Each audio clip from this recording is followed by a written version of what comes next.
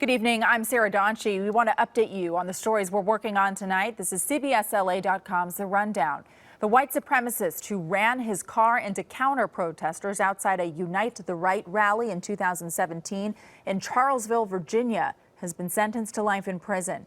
James Alex Fields Jr. of Ohio admitted to deliberately driving his car into the crowd. In March, Fields pleaded guilty to federal hate crime charges in the attack. One person was killed and more than a dozen other people were hurt.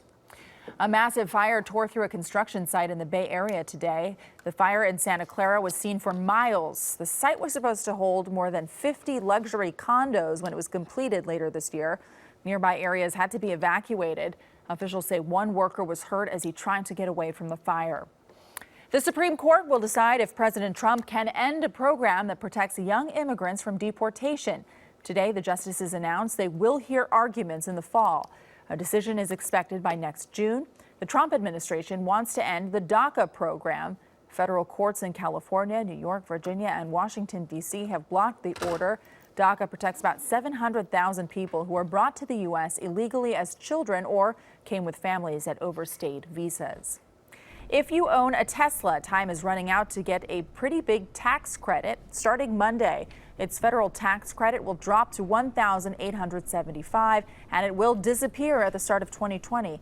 Buyers of electric and hybrids are eligible for a $7,500 tax credit, but once a manufacturer has sold 200,000 of those cars to U.S. buyers, the credit starts being phased out. Tesla was the first to hit that mark. Here's meteorologist Markina Brown with a look at our weather. Hi, Markina. Hey, Sarah, thank you. We are looking at some really promising weather after dealing with a couple of weeks, it seems like, of June gloom. Temperatures will stay in the low 70s over the next several days for the beaches. LA and Orange County will see numbers in the upper 70s and lower 80s.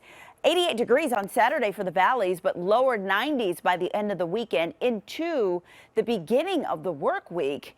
Nothing but 90s and a long stretch of sunshine there for the Inland Empire. The high desert doing 90s as well over the next few days. And the mountains looking at 75 degrees on Saturday, 73 on Sunday, upper 70s on Monday. Back to you.